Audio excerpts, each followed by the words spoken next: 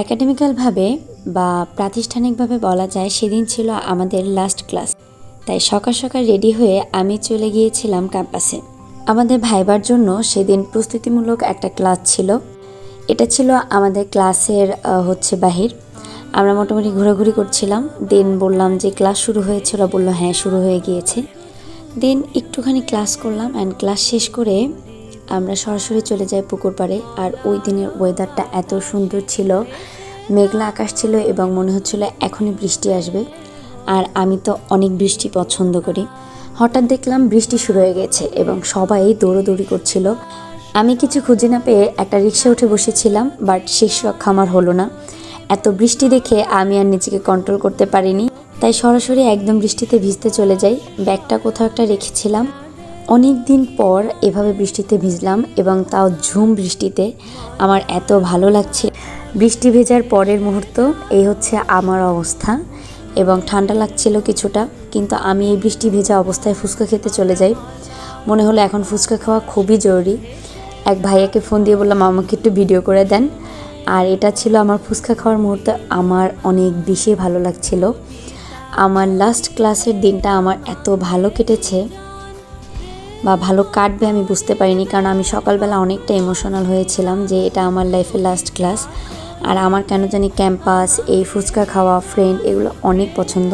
একটা টাইমে সকালে বের হতাম, আড্ডা দিয়ে একেবারে সন্ধ্যায় বাসায় চলে যেতাম।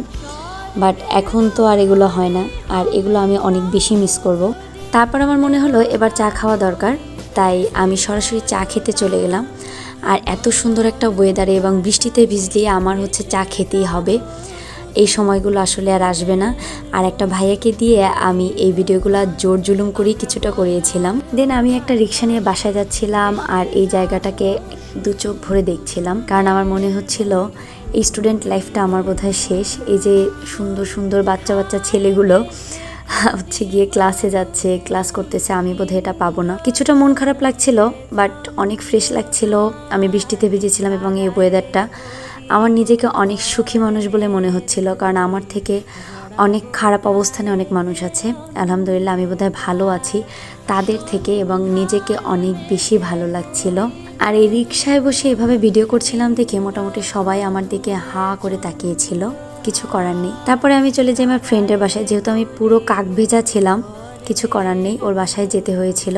গিয়ে দেখি আমার জন্য অলরেডি সে খাবার দাবার একদম বেড়ে রেখেছে। আমি ফ্রেশ হয়ে এসেই খেতে বসে গিয়েছিলাম, কারণ আমার অনেক বেশি ক্ষুধা লেগেছিল। আর ওদের বাসায় গেলে একটা ডিম তো আমার জন্য থাকবেই সবসময় বরাদ্দ। আর এটা আমাদের ফ্রি টাইম কাটানো এবং আমরা এটা অনেক বেশি এনজয় করি।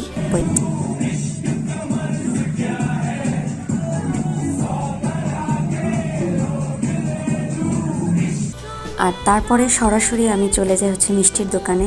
আমার ভাইজের জন্য মিষ্টি আনতে বলা হয়েছিল। দিন কেটে যাবে, সময় কেটে যাবে, জীবনের বয়স বাড়বে, সব কিছুর সাথে হয়তো আমাদের মৃত্যুর দিনও এগিয়ে আসবে, কিন্তু আমার কাছে স্টুডেন্ট জীবনটা বা স্টুডেন্ট লাইফটা কখনো মূল্যহীন হবে না। আমি অনেক ভালোবাসি এই সময়টাকে, অনেক ভালোবাসি। সবাই নিজেকে ভালোবাসুন, নিজেকে ভালো রাখুন।